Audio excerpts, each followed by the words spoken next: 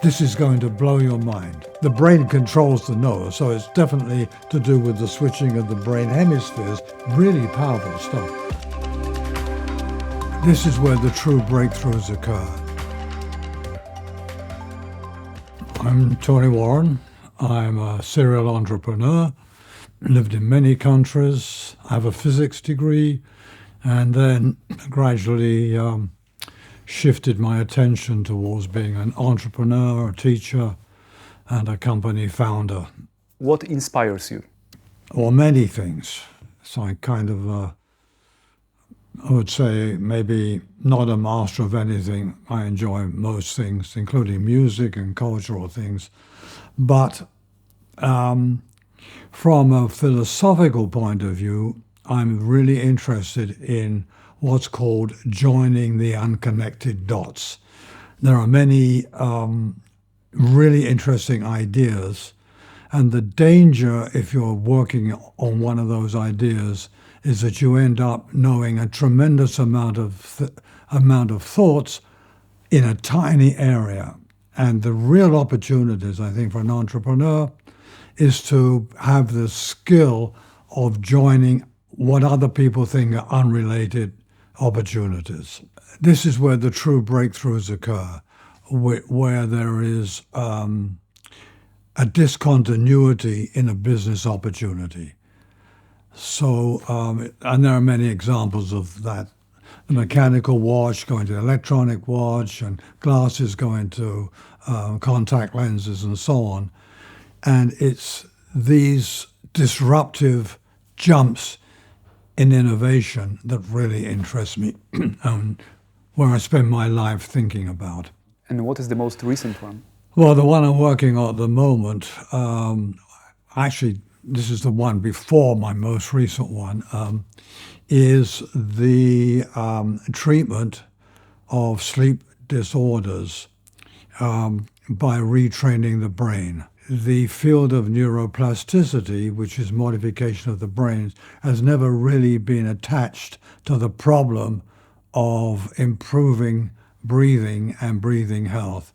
And so it's that discontinuity which has attracted me. I've raised money, started a company, developed products around that. So that is probably my latest adventure. Most entrepreneurial ideas start because somebody has a need, an unfulfilled need, which other people haven't seen.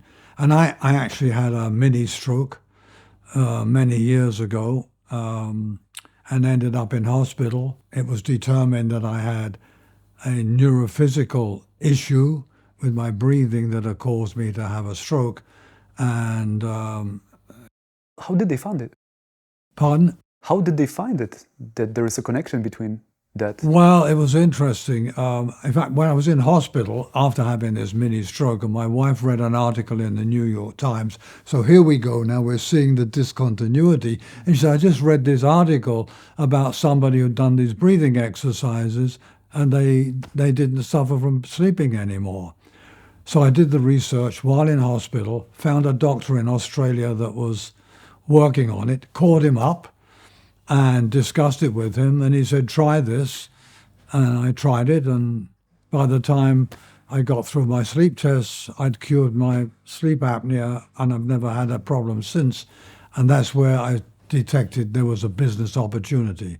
Millions of people who could benefit from this, and it was just by chance I stumbled across it. The human brain is really interesting. As humans, we're kind of unique because we can control our breathing. If I could tell you, stop breathing, breathe faster, breathe deeper.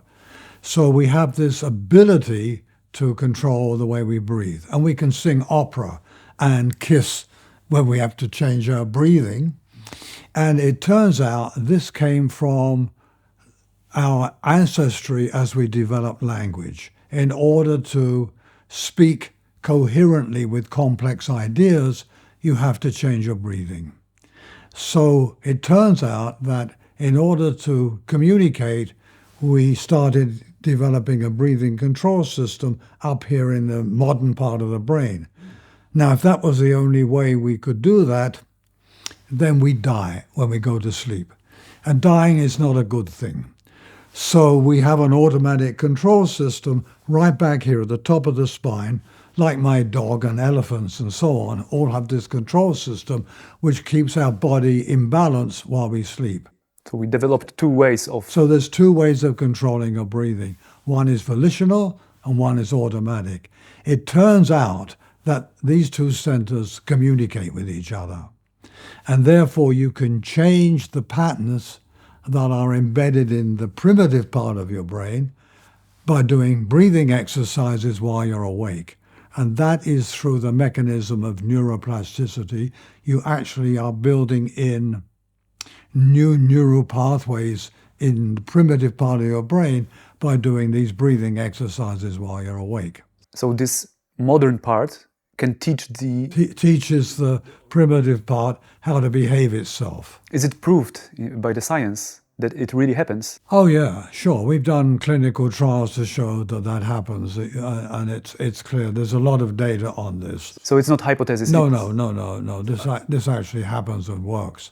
And the brain changes itself all the time. What you actually do in the breathing exercises to help you with sleep instability is to act out while you're awake the problems you have while you're asleep and correct those when you can while you're awake, and that puts new pathways into the primitive part of the brain, which when you're asleep and you have a breathing problem, it says, problem, I'll correct it before it goes unstable and you get sleep apnea and so on.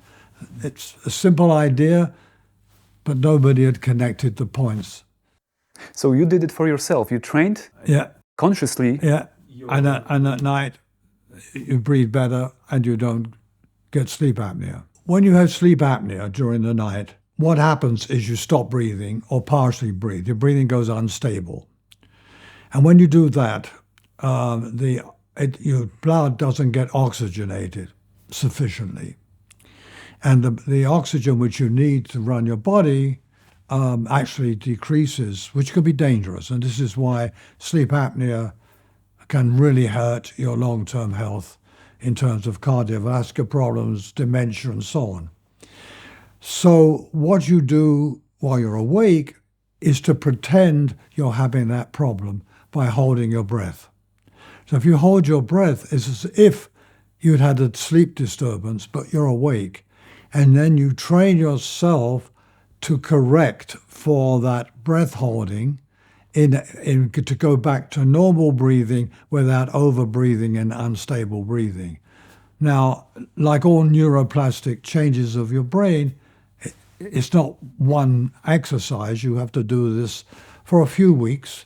And at the end of the few weeks, for many patients, they don't have sleep apnea anymore, or it's much better and much less dangerous than it was before they did the exercises. So basically, I need to hold my breath and stay calm? Yes, which is hard, believe me, it is hard. Yeah, I do it myself. I train my breathing. But the important thing is to transition when you really feel the need to breathe, which is when you have sleep apnea, you gasp and in the middle of the night. That's when the damage is being done. So when you're awake, you train yourself to go smoothly back to regular breathing without this gasping and instability. And you do it a few times a day, and you do it every day for 12 or 14 weeks, and gradually you improve your control while you're building new neural networks in the primitive part of your brain, and then you don't need to do the exercises so often. Can't stop doing the exercises and hope you're cured for life, because there's a saying in neuroplasticity, use it or lose it. So you have to repeat these exercises a few days a month in order to keep yourself in good shape and sleep well. Who else can benefit from this approach, these exercises? Well, this type of training is fairly well known. Because it's originally developed for people who had asthma, was the original idea, because asthma it's a reaction to your breathing control, and people, asthmatics, many of them, can do these breathing exercises, and there's like 30 clinical trials for people with asthma showing that doing this hypoxic training, it's called, really can benefit and control the asthma and stop using the inhalers or the drugs. But of course, the pharmaceutical companies actually don't want that to happen. They're happy to keep selling you drugs, which don't have problems at all, but of the problems of their own. But the USA Department of Health and Human Services recommends breath training to help people get off the drugs they need for asthma. So asthma, post-traumatic stress syndrome is another, which is high anxiety, is another area that can benefit from reducing breathing anxiety. And so there are a number of applications of this technique. I happen to focus on sleep because that's what the area that interests me, but there are other applications. It goes beyond that. And when you were talking about the studies that were done to prove that these methods are beneficial for asthmatics, you were thinking about maybe Buteyko method, or this was even prior? The Buteyko method is very similar. But it's not the same as this hypoxic? Actually, there's a big overlap between this minimally hypoxic training and Buteyko. And frankly, if the people who have tried to market Buteyko, I think it's a pity that they haven't understood how it works. The scientific claims made by Buteyko are fundamentally unsound, which means that the professional physicians don't believe in it. And Buteyko also claims to be the answer to everything. They say that it's overbreathing, that you overbreathe, and that changes your blood chemistry. And that's just not true. And there's no scientific evidence of that. It's what Buteyko does actually is help calm the neuro control of your breathing, as I've been explaining, and not changing the blood chemistry. It just doesn't do that. And so... But this could be effect of that, or... It works. The Buteyko absolutely works. But it's never got into the mainstream because the believers have not done the scientific work.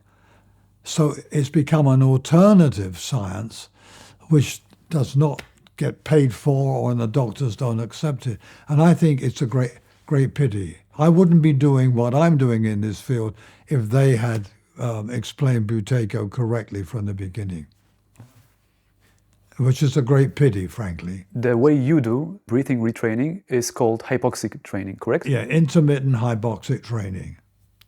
And the key thing is, the clever thing is not the training, is to make it usable and easy for everybody to... So we use a wearable in a closed-loop system that measures how you breathe and helps you train, and then it helps you at night. The one you have on the finger? On my hand, yeah. And then at night it monitors the improvement. So you start by being taught how to breathe correctly. You measure how you're breathing and what instabilities you have. And then you wear it at night, and gradually over time you see your sleep performance and your relaxation and your deep sleep improve over time with the same wearable. So not only do we train you, we encourage you, because you can actually personally measure the benefit that you're getting. Can we say that you invented this intermittent hypoxic training? The hypoxic training has been well known with Buteyko and other breath training. What we have done, and where our patents are, is in the mechanisms we use to make it easily for people to make a closed-loop system. And actually, we also measure what's called the phenotype. You can't design the therapy unless you know what's wrong. So we actually measure whether you have what's called high loop gain. Some people basically have bad breathing behavior in their brain. They overbreathe. They're type A personalities, like me, and they overbreathe. They're anxious, and you need to know that in order to design how you're going to train them to breathe better. And what is the loop gain? The analogy here is everybody's heard a loudspeaker squeal with a microphone. You get where the sound from the microphone goes back into the amplifier and the sound and it squeals. That means that the loop gain is greater than 1 from an engineering point of view, but everything gets amplified. So if your brain has a high breathing loop gain, what happens is you stop breathing for some reason, because you actually can't live without breathing. Your brain says, oh, hey, wake up, breathe. And you breathe, but you overbreathe. And now you overbreathe. And when you overbreathe, it says, oh, no, you're overbreathing. Slow your breathing down.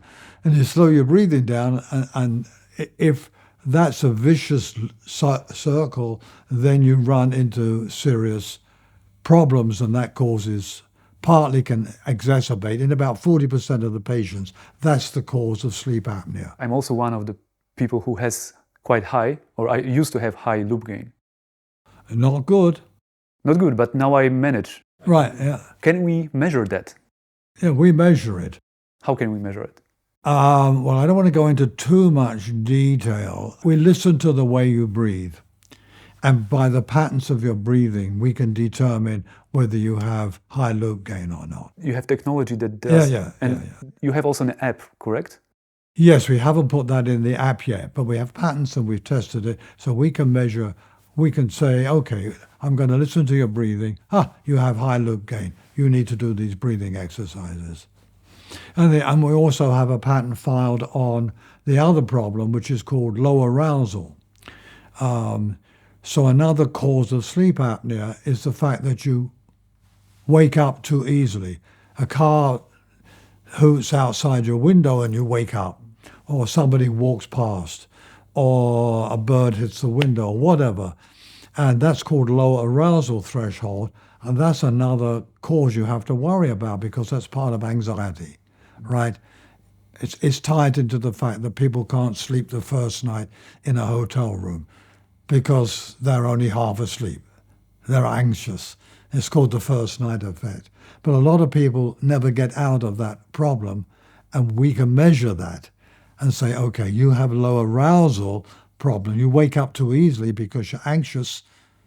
And if you're anxious, you need to do these breathing exercises, which is more like relaxed breathing rather than hypoxic breathing. Okay, so without stressing. There's a thing called coherence breathing, where you breathe slowly and getting your breaths down to about six breaths a minute. And when you do that, your heart actually calms down and actually goes synchronous with your breathing.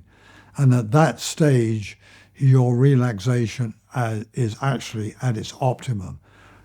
And so we can train you to get into that state, so that again, during the night, if you have low arousal, right, and you're anxious, then you go back into deepest, lower, regular breathing and cut that out. So there are the two factors that are neurophysiological that affect breathing problems when you're asleep. It's not that easy to get down to coherent breathing, but you can, and I know that I have to get myself back to that every month or so. For a couple of days, I do slow breathing. It's very effective. People who are typically A personalities or worry, wake up or tend to be anxious, will have sleep problems. But if they've got this high loop gain, overbreathing and underbreathing, that you can alleviate with the hypoxic breathing techniques. Really powerful stuff. If you go back to the origin of people understanding sleep apnea, which was 20 or 30 years ago, everybody thought it was a geometrical problem, a mechanical problem. And if you're overweight and you lie on your back, sure, the upper airways collapse, and the CPAP mask, which nobody likes, can help. But it's not the whole issue. But the fact that that's the only thing that we had 20 years ago, 30 years ago, there's been too much focus on the airway and, frankly, no focus on the neurophysiological issues. And it's about time. You should be doing both treatments. Can we talk more about sleep apnea? Obstructive as well as central sleep apnea. What do they have in common? Forget obstructive or central yet, is the fact that you stop breathing or reduce your breathing output while you're asleep. And the problem with that, whatever the cause, is that the oxygen in your blood level goes down, typically 95 to 98%. It can dip down below 80% with one of these episodes, whatever the cause, and that's dangerous. Now, I think historically and incorrectly, from what I've just discussed, that you have, it's either obstructive or it's central nervous system.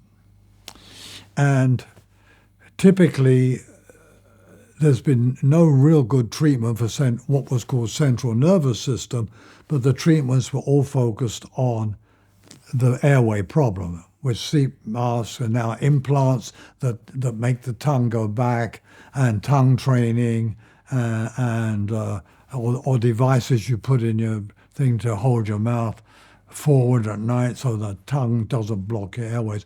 That's all focusing on the airway blockage and not the other cause, which is your brain, central nervous system. But they occur together. And now the research is showing that in 40% of the sufferers from sleep apnea, 40% have neurophysiological problems. Central nervous system is an inherent component of their problem. So what I am suggesting, and strongly believe, is that you have to determine whether there is a neurophysiological problem and treat that as well as the airway problem to get better outcomes. And of course, the CPAP companies don't want that to happen. They want you to use these masks forever. But I believe that with suitable neurophysiological training, eventually you'll be able to wean yourself off the masks, which everybody wants. I try to link the interviews. Right. The previous guest asked the question to the next guest. One of the questions for you is asked by my previous guest, who was Dr. Brigitte Holzinger. She's been researching the topic of dreams. Of what, sorry? Of dreaming. Dreaming, yeah. Sleep as well. She does a sleep coaching. Oh, I would like to discuss that. I have an idea there. This is my newest venture, by the way, of teaching innovation by the brain. This is going to blow your mind. Okay. Absolutely blow your mind. I can't wait. Oh yeah, I didn't go to the end, so... Do you dream enough? Okay, which will lead me directly into the next topic. I'll come to her question at the end. I'm really interested in how the brain affects the way that we behave. Some interesting research recently undertaken in Paris is a really interesting idea. What a lot of people didn't know, that Thomas Edison, who was one of the greatest inventors of our time, figured out that he was most creative at a particular part of his sleep. And so he used to lie down and on a couch and hold a bottle in each hand with a plate underneath it. And when he was just falling asleep, he would let the bottles go and he'd be woken up by them hitting the plate. And immediately he would write down the ideas that he'd got. Now, that's not strange because a lot of authors, for example, know that during the night is probably the time they're going to have the best ideas. And they keep a book by the bed and they write the ideas as they wake up. And Salvador Dali did the same, by the way. So these creative people had figured out that there was a time as they slept that they were most creative. And it turns out the time in your sleep is very, very narrow when your brain becomes creative. It's only a few seconds between the transient sleep as you fall asleep and going into REM sleep. And in fact, the research in Paris, which is really intriguing, gave a problem to people and triggered them as they were monitoring the brain between this transition.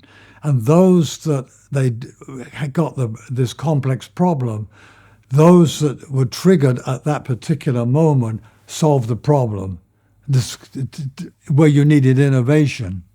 And those that weren't triggered at that time did not solve the problem. And in fact, now MIT in the States has some software which detects exactly that moment while you sleep to trigger you to wake up and write down your latest ideas. So this is a very interesting idea. And they watch the brain waves.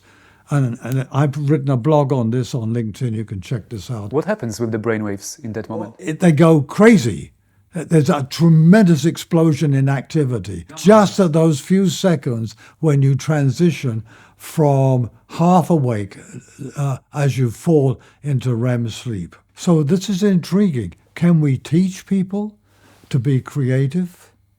Can we develop software that people who have difficulty in being creative, we can actually trigger them at the right time in sleep? Now that's really an interesting idea, which comes back to dreaming. Of course I dream. I dream a lot. And I know that I've dreamt a lot because I'm monitoring my sleep. And if I have REM sleep towards the time I wake up, I know that I can recapture my dreams. And I have a long dreaming time. And I typically have a shallow REM dreaming sleep in the last hour of my sleep. And they're the dreams I can remember.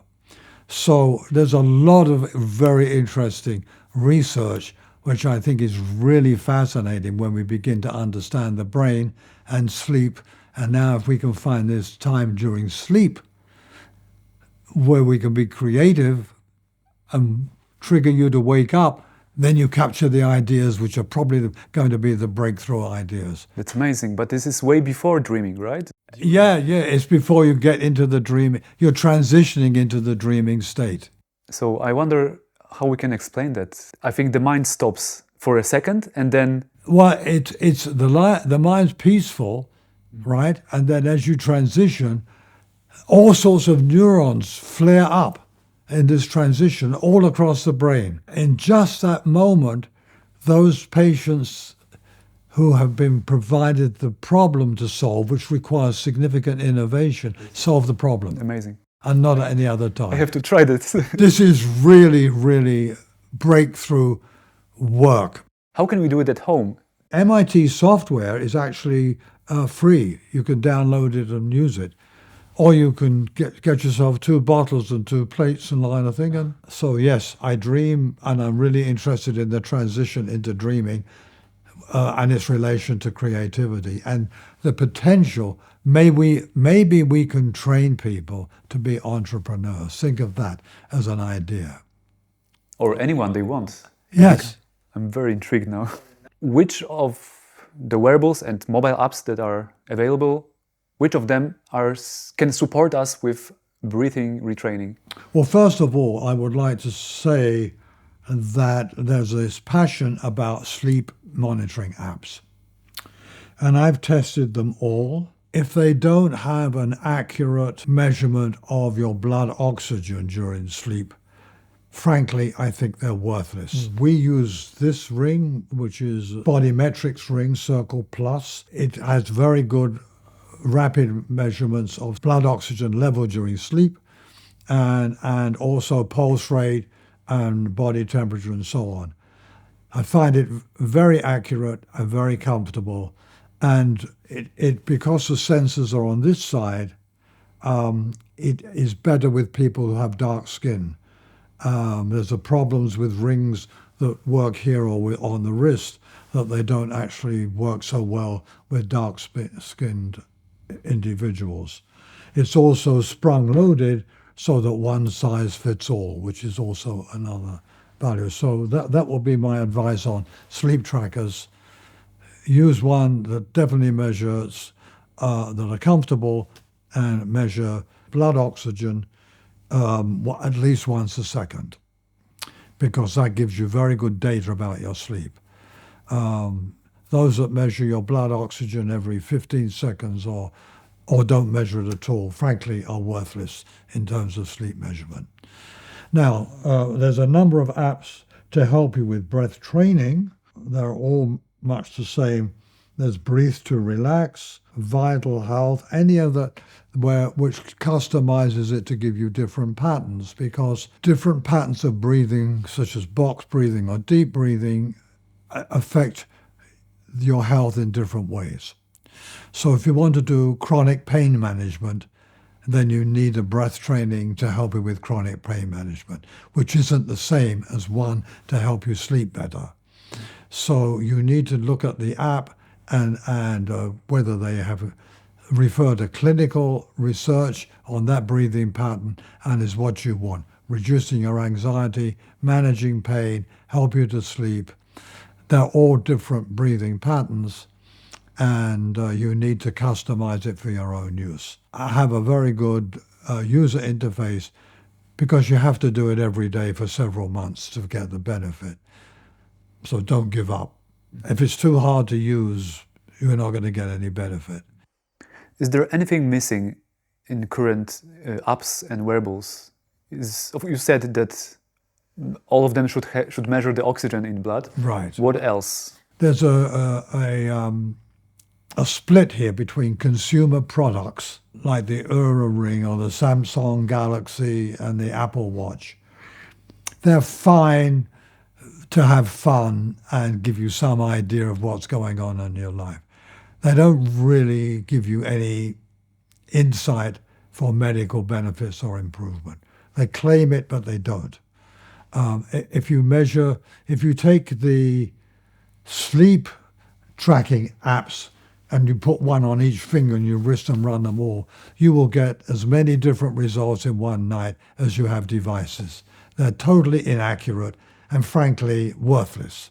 Absolutely. In fact, they may be dangerous because they get you obsessed with the readings and they don't have any value.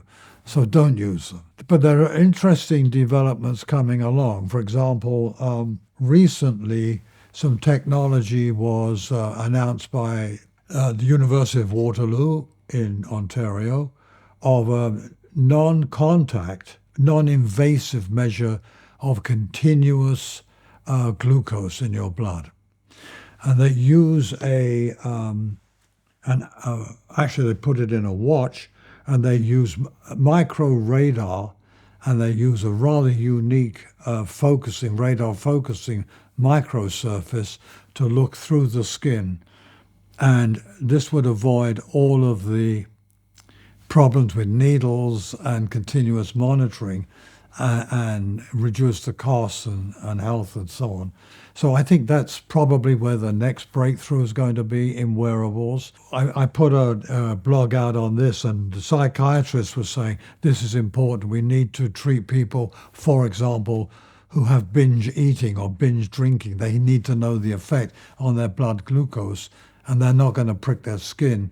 And as part of a psychiatric counseling to people with those psychiatric problems, continuous monitoring of blood glucose would be a major, major benefit. So lots of things coming down the pike, but you need to see those that have had clinical data and are sampling your data in a rapid way and not just as a consumer product. There are so many different products on the market, and you said most of them are giving random answers, random data.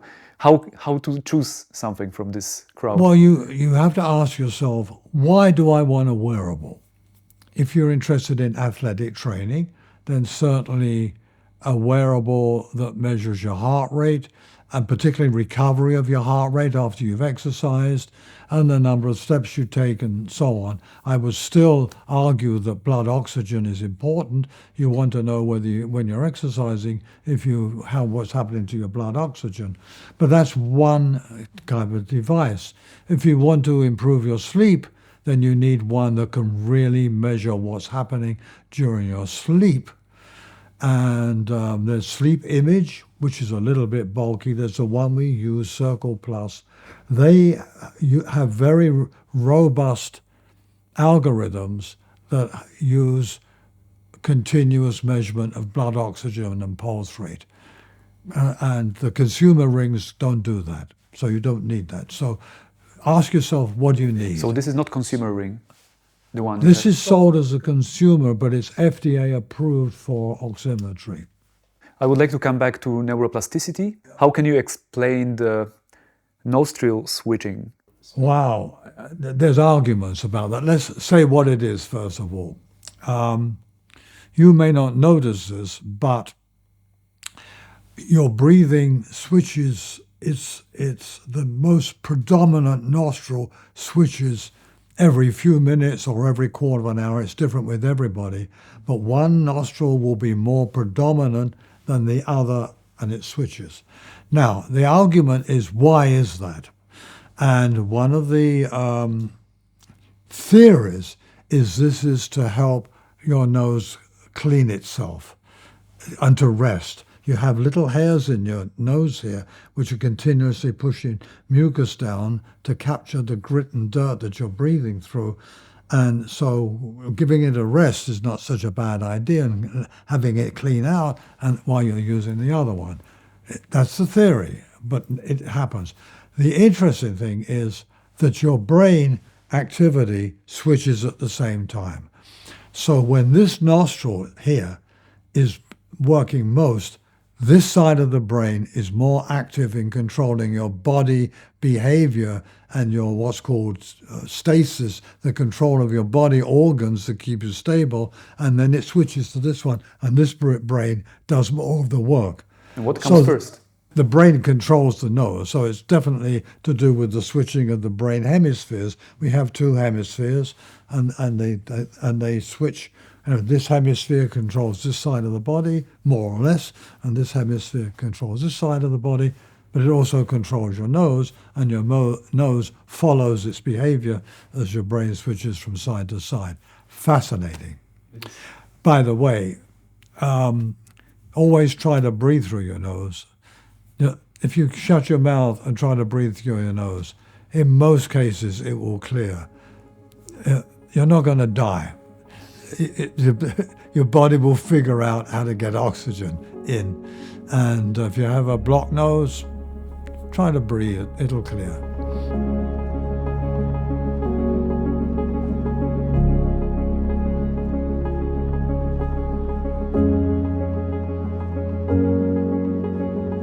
So here's my question for you. In the mornings that you wake up and you remember something during the night which was really creative, a really good idea, is there anything special you can remember about your sleep?